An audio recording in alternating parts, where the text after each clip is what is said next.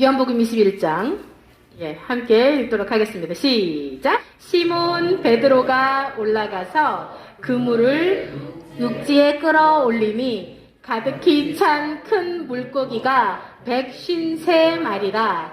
이같이 많으나 그물이 찢어지지 아니하였더라.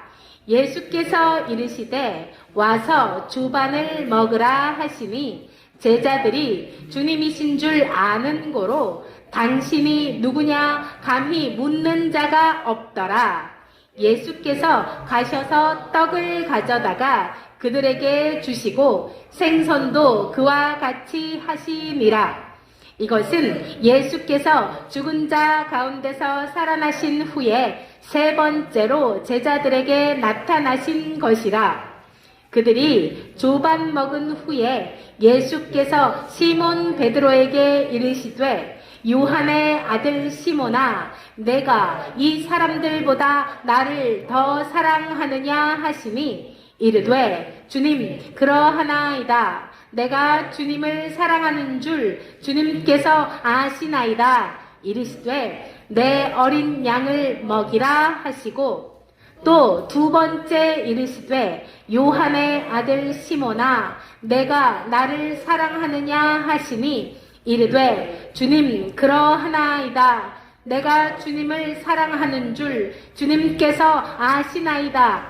이르시되 내 양을 치라 하시고 세 번째 이르시되 요한의 아들 시몬아, 내가 나를 사랑하느냐 하시니 주께서 세 번째 내가 나를 사랑하느냐 하심으로 베드로가 근심하여 이르되 주님 모든 것을 아시오며 내가 주님을 사랑하는 줄을 주님께서 아시나이다. 예수께서 이르시되 내 양을 먹이라. 아멘. 오늘은 당신의 갈릴리는 어디인가요에 대한 말씀으로 박철수 목사님께서 말씀 전해주시겠습니다. 우리 교회는 지금 편의상 새벽 기도를 못 드리는데 한국의 많은 교회들이 새벽 교회 기도를 드리잖아요. 근데 새벽 기도는 유일하게 어디서만 드려지고 있다? 한국에서만 드려지고 있다. 세계 어느 나라에서도 새벽 기도를 드리지 않는다. 그래서 새벽 기도회를 영어로 표기할 때 앞에 코리안이 들어간다고 그래요. 그런데 그러면은 새벽 기도회를 누가 가장 먼저 시작했을 것인가? 누구 같아요? 마가복음 1장 35절. 제가 읽을게요. 새벽 아직도 밝기 전에. 새벽 아직도 밝기 전에 예수께서 일어나 나가 한적한 곳으로 가서 거기서 기도하시더니, 전에 제가 아주 초기에 다니던 섬겼다는 이야기 못하고 출석하던 교회 목사님이 농담 삼아서 하신 말씀이 있거든요. 새벽 기도는 도대체 어떤 놈이 만들어가지고 그랬는데 예수님이 처음 시작하셨거든요. 그런데요, 지난주 저희가 이제 그 말씀을 나눌 때, 이른 부활 후 첫날, 이른 아침에, 어두울 때, 새벽이죠? 그때 예수님 무덤을 누가 찾아갔나요? 막달라 마리아하고 그리고 여인들이 예수님 무덤을 찾아갑니다. 일종의 새벽 기도를 볼 수가 있겠죠? 일생을 새벽, 오전, 오후, 저녁으로 나눈다고 그러면은 막달라 마리아하고 여인들은 지금 주님을 언제 영접한 건가요? 새벽에 지금 영접한 거거든요. 그런데 대부분의 사람들은, 특히 대부분의 남자들은 새벽에 좀처럼 예수님을 만나지를 못합니다. 지난주 본문을 보면은 여인들의 말을 듣고 제자들이 허탄하게 여겼더라. 그런데 두 사람, 베드로와 요한은 무덤에 달려가서 예수님이 부활한 현장을 보고 믿었더라. 자, 남성 동지 중에 아주 극히 일부분이 오전에 예수님을 만납니다. 그리고요, 엠마오로 가는 두 제자, 남성 동지들 중에 일부가 오후에 예수님을 만납니다. 그리고 대부분의 남자들이 저녁에 예수님을 만납니다. 예수님이 제자들이 모인 가운데 나타나셨다는 그때가 언제? 저녁. 그러니까 인생으로 따지면은 30대 초반에 여성 동지들이 대부분 예수님을 영접을 하고요. 그리고 남자들 중에 극히 일부가 40대 영접을 하고 또 극히 일부가 50대 영접을 하고요. 대다수의 믿는 자들이 남성들이 60대 이후에 예수님을 영접합니다. 그래서 전부가 그런 게 아니고요. 도마가 있었잖아요. 도마는 내가 예수님의 못자국에 손을 넣어보기 전에는 믿지 못하겠노라. 그런 사람이 의외로 많죠. 특히 남자들 중. 그래서 우리가 생각을 해봐야 됩니다. 여기에 모인 사람들은 언제 예수님을 만나셨나요? 새벽에? 오전에? 오후에? 대부분 오전 이전에 예수님을 만난 거잖아요. 다행히도. 그런데 우리 가족들 아니면 세상에 많은 사람들은 지금 50대, 60대인데도 불구하고 아직도 예수님을 만나지 못한 사람들이 많죠. 또 오늘 본문을 보면은 예수님이 지금 세 번째로 제자들 앞에 나타나시는 장면입니다. 예수님이 거듭거듭 나타나는데 제자들이 무리로 모여있을 때 지금 세 번째로 나타나신 장면. 첫 번째 제자들 모였을 때 도마를 뺀 나머지 제자들이 모였었고요. 그 다음에 부활 후 8일째 도마를 비롯한 11제자가 있을 때 예수님이 나타났었고, 그리고 언젠지는 모르지만 지금 세 번째 갈릴리에 예수님이 나타나시는 장면입니다. 제자들이요, 지금 본문에 보면 7명의 제자들이라고 되어 있는데 5명은 이름이 기록되어 있고 2명은 이름이 기록되지 않았어요. 그러면은 이 이름이 기록되지 않은 2명의 제자들이 11제자 중에 일부인지 아니면은 11제자에 들어가지 못한 제자 중에 2명인지는 아무도 모르거든요. 그렇다고 봤을 때 11명 중에서 절반 정도의 제자들이 지금 갈릴리로 와 있는 거죠. 왜 갈릴리에 와 있을까요? 갈릴리에 왜 와 있을까요? 예수님이 말씀하셨죠. 내가 죽은 다음에 너희보다 먼저 갈릴리로 가리라. 그리고 부활 현장에서 천사도 거듭 이야기를 하죠. 너희보다 먼저 갈릴리로 가셨느니라. 그 말씀에 따라서 제자들이 지금 갈릴리로 내려왔습니다. 갈릴리로 왔는데 뭐하러 왔나요? 갈릴리에 예수님이 가라고 그랬으니까 온 거죠. 그러면은 이 제자들이 뭘 하고 있어야 되나요? 예수님은 기다리고 있어야 됩니다. 그죠? 예수님이 너희가 갈릴리로 가라. 내가 갈릴리로 가리라 그랬으니까 예수님을 기다리고 있어야 됩니다. 비슷한 장면이 지금 사울 보면은 사무엘 선지자가 7일 후에 내가 갈 테니까 기다려라 한 장면이 있거든요. 근데 7일이 됐어도 사무엘이 나타나지 않자 사울이 어떤 걸 했나요? 제사장만 제사를 드릴 수가 있는데 사울이 제사를 지냈습니다. 그걸로 사울이 하나님께서 쳐서 왕에서 제외되고 구원의 대열에서 삭제가 되게 됩니다. 지금 제자들이 예수님이 갈릴리로 가라 해서 왔는데 전부 온 것도 아니고 절반 정도의 제자들이 갈릴리로 왔는데 이 사람들이 뭘 하고 있나요? 고기를 잡으러 갑니다. 고기를, 물고기를 잡으러 가요. 그래서 밤새도록 고기를 잡았는데 한 마리도 잡지 못했다. 비슷한 장면이 있죠. 초기 예수님을 만났을 때 예수님이 새벽에 사람들이 그물을 씻고 있는 그 현장에 나타나시죠. 그리고 그물을 씻고 있는데 한 마리도 못 잡았잖아요. 밤새도록 수고했지만은 못 잡았습니다. 그때 예수님이 배에 타시고 깊은 곳으로 가서 그물을 내리라. 그래서 그물을 내렸더니 그물이 찢어질 정도로 고기를 많이 잡았더라. 그때 베드로가 고백합니다. 주님, 저를 떠나소서. 저는 죄인입니다. 예수님 그때 말씀하시죠. 나를 따르라. 내가 너희를 사람을 낚는 어부가 되게 하리라. 그때 제자들이 어떻게 했나요? 요한 같은 경우는 아버지와 배를 버려두고, 베드로 같은 경우는 모든 것을 버려두고 주님을 따랐다고 기록하고 있습니다. 그러니까 자기하고 관계되는 모든 걸 포기하고 주님을 따른 거죠. 사역 현장에 뛰어든 겁니다.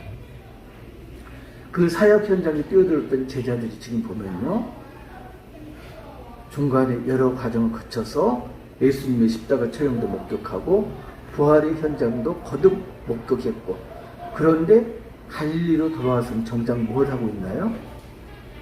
옛날에 했던 물고기 잡이를 여전히 하고 있습니다. 그런데 밤새도록 그물을 들여오는데 물고기를 한 마리를 잡지 못했죠. 예수님이 그때 다시 나타나셨습니다. 얘들아, 그러니까 얘들아는 그냥 아이들아 부르는 소리가 아니고 사실은 우리말로 번역하면 여보게 정도일 거예요. 물고기를 잡았는가? 이렇게 묻는 거죠. 한 마리도 못 잡았습니다. 그러자 예수님 뭐라고 그러시죠? 오른편에 그물을 던져라 말씀하십니다. 오른편, 왼편이 중요한 게 아니고요. 꼭 이제 오른편 가지고 따지는 학자들이 있죠. 오른쪽은 정한 쪽, 왼쪽은 부정한 쪽.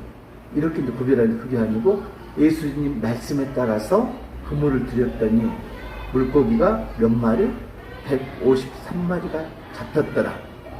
153마리에 대해서는 제가 잠깐 전에 설명한 것 같은데, 모나미 볼펜 153. 그걸 보면은 모나미 볼펜의 창립자는 독실한 크리스천이었을 거다. 그죠? 의미가 깊잖아요. 153. 또 이제 153 숫자 가지고 여러 가지로 영적으로 해석해요. 그걸 영해 그러는데, 여러 가지로 해석하는 그런 사람들이 주로 이단으로 빠지기 쉬운 사람들입니다. 그러니까 153마리는 그냥 153으로 받아들여야지 거기에다가 영적 의미를 부여하는 순간 본질에서 벗어납니다. 마찬가지예요. 사도행전에서 보면은 바울이 로마로 압송될 때 유라굴로 광풍이 불어서 배가 파손하게 되었을 때 그 배에 탄 사람들이 몇 명이었다?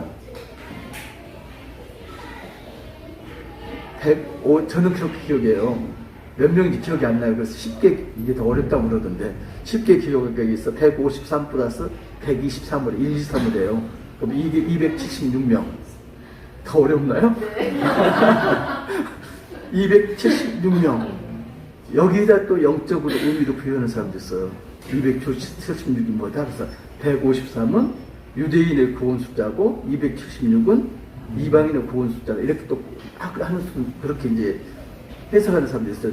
그건 전부 이제 잘못 나가는 그런 지름길들이에요. 그래서 너무 영적으로 의미를 부여하지 마시고 153마리가 잡혔더라. 근데 153마리가 우리가 낚시할 때 손바닥만한 물고기가 아니고 상어라든가 참치 보면은 아주 크잖아요. 그렇게 커다란 게 153마리가 잡혔더라. 그러면은 작은 배들이 가라앉을 정도로 잡혔더라. 그때서야 제자들이 예수님이신 줄을 알아봅니다. 그 전까지는 예수님인 줄 모르다가 요한이 베드로에게 말합니다. 주님이시다. 그때 베드로가 어떻게 하나요? 물고기 잡이 하느라고 전부 위통을 벗고 있었잖아요. 전부 어부들이 위통을 벗고 있다가 주님이시다 그 말을 듣고 겉옷을 걸치고 뜬금없이 물로 뛰어듭니다. 왜 뛰어들었을까요? 주님을 조금이라도 빨리 만나기 위해서. 그러니까 만선이 되었기 때문에 배가 무태까지 가려면 시간이 많이 걸려요. 그러니까 그 시간을 견디지 못하고 물로 뛰어들었는데 옷을 걸치고 뛰어들었다. 어떤 의미가 있을까요? 예수님을 만났던 소경 바디모요는 예수님이 와라 했을 때 어떻게 했나요? 겉옷을 벗어 던지고 예수님께 갔거든요. 거지에게 겉옷은 어떤 거죠? 재산이에요.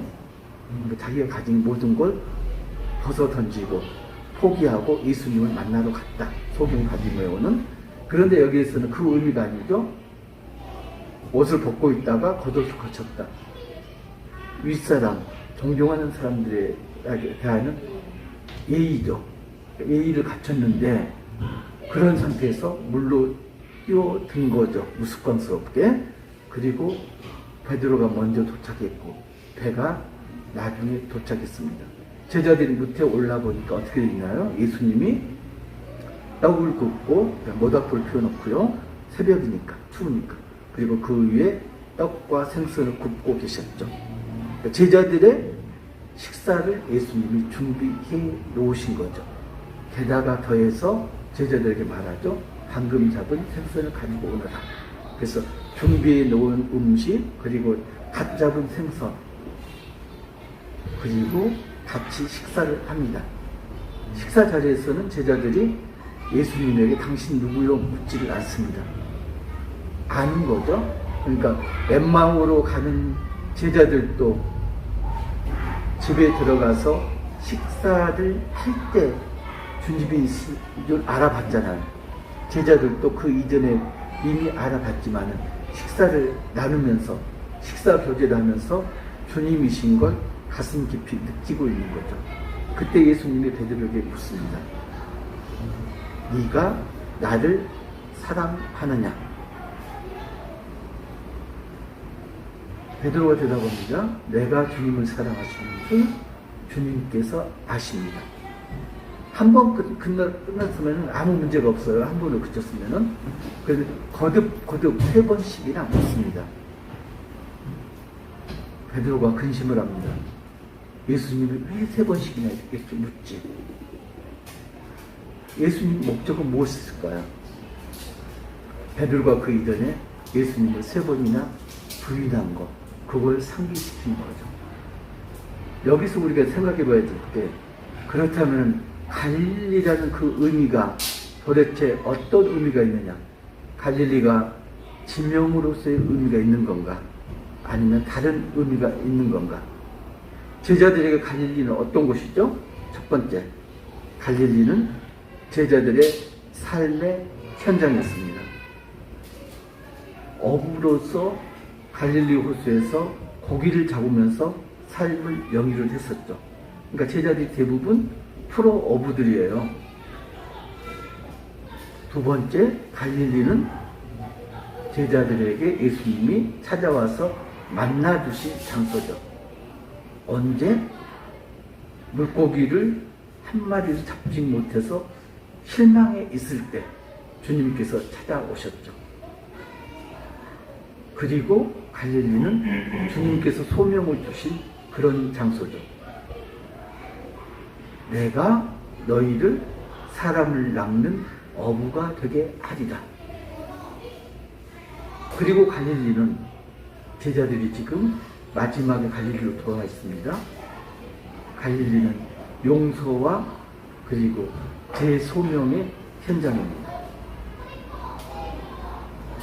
갈릴리가요, 생각을 해보면은 갈릴리에서 주님을 만났는데 만약에 잘 나갔다면은 제자들이 고기를 손쉽게 잡아서 부자가 되고 잘 먹고 잘 살았다면은 주님을 만날 수 있었을까요? 아마도 아닐 겁니다. 제자들이 고기를 못 잡고 시리에 빠져있고 좌절에 빠졌을 때 주님이 와서 만나주실 때 제자들의 마음이 열려서 주님을 영접한 거죠. 그걸 보면요, 예수님 직업이 뭐죠? 목수잖아요. 목수예요. 그리고 베드로를 비롯한 제자들은 프로 어부예요. 목수가 프로 어부한테 말합니다. 깊은 곳에 가서 그물을 내리라. 여러분 같으면 어떻겠어요? 제가 만약에 최한영 집사님한테 S전자 주식을 팔고 요새 새롭게 이렇게 뜨는 벤처기업 T그룹도 아닌데 T회사 거기에 몰빵해라. 그러면은 최한영 집사님 어떠시겠어요? 별 미친 소리가 아니겠다. 아마도 그러시겠죠. 그죠? 만약에 근데 제가 주식 중에서 일화 주식은 되도록이면은 손대지 마세요. 일화가 어떤 회사죠? 맥콜 만드는 회사, 통일교회에서 운영하는 회사. 그건 저기 경제적인 문제가 아니고 영적인 문제거든요. 그럴 때 최한영 집사님이 저런 미친 목사 그러면 이제 큰일 나는 거예요. 그건. 그러니까 영적으로 분별을 해야 되는 겁니다. 어떤 걸 목사들이 이야기할 때 이게 영적으로 이야기하는 건지 그냥 아는 척 하는 건지 이걸 분별을 하셔야 돼요. 목사 말을 무조건 믿고 따르는 건 잘못되는 지름길입니다. 목사 말은 영적으로 권위가 있는 거지 세상적으로 권위가 있는 건 아닙니다. 그걸 착각하면은 사이비 교주가 되는 거죠. 그걸 추동하면은 이단의 무리가 되는 거고요. 잘 분별을 하셔야 됩니다. 다행히 저는 그런 이야기는 안 했죠. 근데 영적인 건 분명하게 분간을 하셔야 됩니다. 지금 보면은 제자들이 목수인 예수님 직업을 보고 지금 받아들인 게 아니고 예수님 그 말씀, 예수가 누구라는 걸 깨달았기 때문에 말씀에 따른 겁니다. 그 결과 사람을 낳는 어부가 됐고요. 예수님을 따르게 됐고.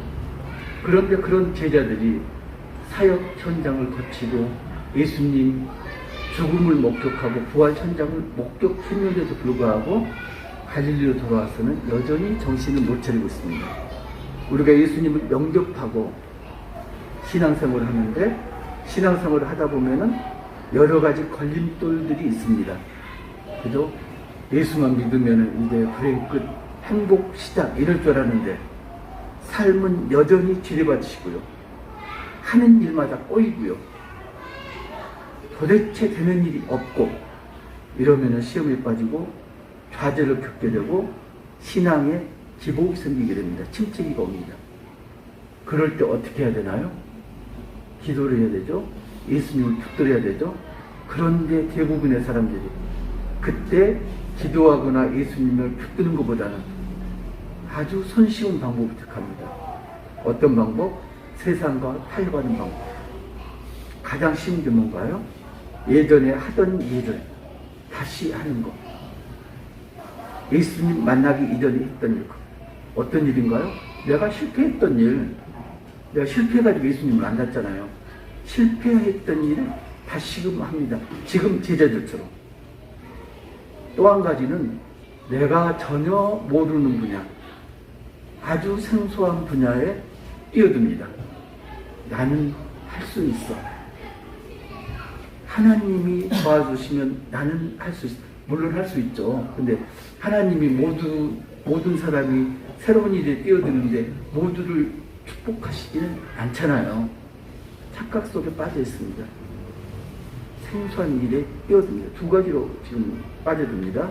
실패했던 일에 다시 손대거나 제자들처럼, 또 하나는 아주 생소한 분야를 시작하거나 망하는 지름길이죠. 당연히 점점 어려워집니다. 어떻게 할까요? 그럴 때는 갈릴리로 돌아가야 됩니다. 갈릴리가 지명이 아니고요. 예수님이 만났던 순간이 갈릴리예요. 여러분들 갈릴리 어디죠? 여러분들에게. 저는 갈릴리가 30대 중반에 강릉에 있던 한 교회, 밤새워서 기도했던 그 교회가 저한테는 갈릴리예요. 정말로 인생에서 정말로 나락에 빠져가지고 와, 다 끝났구나 했던 그 순간 밤새워 기도했는데 단 2마디만 밤새 했던 것 같아요. 주님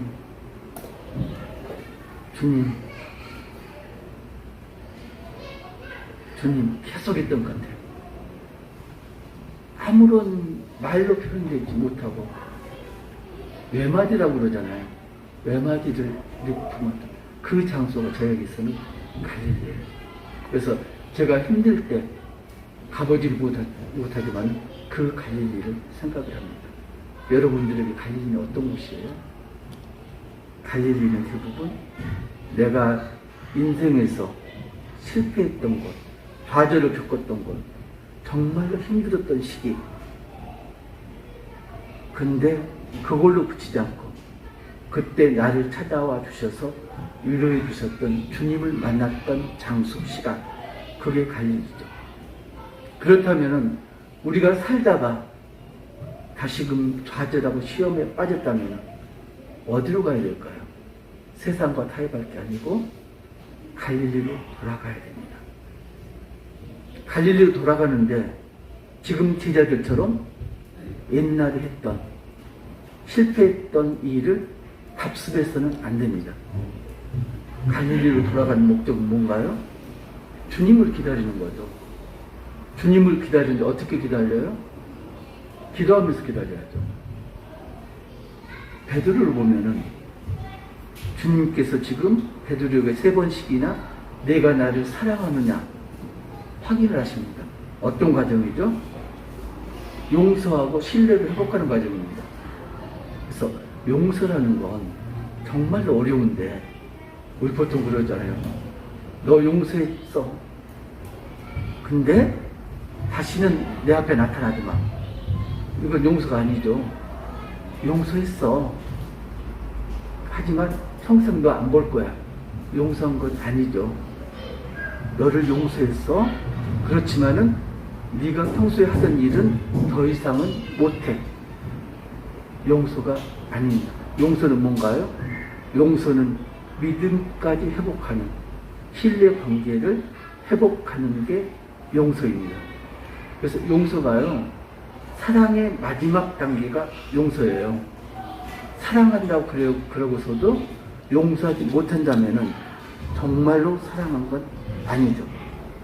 예수님이 우리를 사랑하셔서 우리 죄를 용서하셨잖아요. 어떻게? 십자가에 못 박히셔서. 그렇다면 우리가 상대방을 용서하는 것도 예수님이 십자가에 못 박혀서 목숨으로 우리를 용서했듯이 우리도 용서를 해야 되는 거죠. 용서하는데 단서가 붙어서는 안 되죠. 단서가 붙는다는 이야기는 용서하지 못했다는 이야기죠. 예수님이 지금 베드로 신뢰관계를 회복하고 있습니다. 베드로가 어떤 짓을 했나요? 예수님 수제자라고 그랬잖아요. 그러면서도 예수님이 네가 다그기 전에 나를 3번 부인할 것이다 했을 때 뭐라고 그랬나요? 죽을지언정 주님을 부인하지 않겠습니다.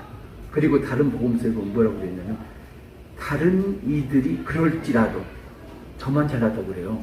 다른 제자들이 주님을 부인할지라도 저는 죽기까지 주는 주님을 부인하지 않겠습니다. 말을 그렇게 합니다. 어떤 상황인가요? 자아가 강한 사람. 내가 최고인 그런 상황이 베드로 상황이었습니다. 근데 그 베드로가 깨졌습니다. 주님이 십자가에 못 박히는 순간 깨졌고, 부활의 주님을 만나는 순간 깨졌고, 변화를 했습니다. 그렇지만은 지금 베드로 마음속에는 주님이 나를 용서하지는 않았을 거라는 그런 불안감이 자리를 잡고 있는 그런 상황이죠. 그걸 주님께서 회복시키십니다. 네가 나를 사랑하느냐? 내 양을 먹이라. 베드로에게 교회를 통책임질 그런 지위를 부여하십니다. 제 소명의 기회를 허락하십니다. 그런데 우리 한 가지 여기서 되짚어야 될 게 뭐가 있냐면은, 우리 흔히 그렇습니다. 소명을 받았다. 그러면 지금부터 사역을 시작해야 돼. 흔히 그렇게 여기기 쉽습니다. 하나님의 때하고 내가 생각하는 때는 같을 수도 있고 대부분은 다릅니다. 나는 부르심을 받았고 번영을 받았으니까 지금 즉시 사역을 해야 돼. 일반적으로 그렇게 느낍니다. 그런데 베드로를 보면은 예수님께서 내 양을 먹이라 했을 때 그때부터 사역을 시작했나요? 그렇지 않고 오순절 마가의 다락방에서 성령이 임했을 때 그 다음부터 사역을 시작합니다. 그때까지는 기도로 준비하는 시간입니다. 나는 모릅니다. 하나님 때가 내일이 될 수도 있고 한 달 후가 될 수도 있고 1년 후가 될 수도 있고 10년 후가 될 수도 있습니다. 그때까지 기도로 준비하는 게 내일이고 하나님의 때 하나님이 나를 들어 쓰시는 건 하나님 몫인 거죠. 모든 걸 준비하고 계획하고 실행하시는 분은 하나님이시고요. 나는 거기에 쓰임을 받는 도구일 따름이죠. 그런데 이걸 착각하는 사람들이 간혹 있죠. 특별히 대형 교회나 대형 선교단체 교회 주인은 누구라고요? 교회 주인은 담임 목사도 아니고 성도도 아니고 예수님이 교회 주인이시죠. 선교단체도 마찬가지고요. 그런데 덩치가 커지면은 목회자도 그렇고 성도들도 그렇고 조금씩 변질됩니다. 교회 주인은 누구? 담임 목사가 교회 주인. 교회 주인은 누구? 성도들이 교회 주인. 그 순간에 어떤 게 벌어지나요? 알력이 벌어집니다. 목회자와 성도 간에 알력이 벌어지고요. 그런 위치에 서는 순간 담임 목사, 목회자들은 어떻게 되나요? 사역자들이 더 이상 동역자가 아니죠. 동역자하고 사역자는 다르죠. 어떻게 되나요? CEO로 군림하게 됩니다. 회사처럼 여기게 됩니다. 그러면 사역자들은 내가 임명하고 내가 먹여 살리고 내 마음대로 내 뜻대로 해야 되는 존재 이렇게 여기게 됩니다. 그리고 성도들은 우리 회사 직원 막 나가면 거기까지 나가요. 정말로 조심해야 될 게 교회의 주인은 누구다? 목사도 아니고 성도도 아니고 예수님이 교회의 주인이다. 여러분 갈릴리가 어디예요? 갈릴리가요. 보통 고향 그러면은 금이 환향 그러잖아요. 그때는 어떻게 하면 살로 가는 게 아니고 뻐기로 가는 거죠. 나 이렇게 잘난 존재야. 갈릴리는 내가 실패했을 때, 좌절했을 때 돌아가서 주님을 다시 만나는 장소가 갈릴리입니다. 갈릴리에 돌아가서 할 일이 뭔가요? 예전으로 돌아가서는 안 되는 거고요. 갈릴리에는 두 가지 목적만 가지고 돌아가야 됩니다. 돌아가서 주님을 기다리면서 제 총전, 제 소명을 확인하는 그런 장소. 또 하나는 갈릴리 자체가 사역 장소일 수도 있어요. 그런데 갈릴리로 사람을 낚으러 가는 게 아니고 물고기를 잡으러 가는 순간 갈릴리는 그 의미를 잃게 되는 거죠. 갈릴리가 어디 있어요? 힘드세요? 지금 상황이 꼬여 있나요? 갈릴리로 가세요. 갈릴리로 가셔서 주님을 다시 만나시고 그리고 거기에서 주님께서 주신 소명을 재확인하는, 재점검하는 그런 장소가, 그런 시간이 되시기를 주님의 이름으로 축복합니다.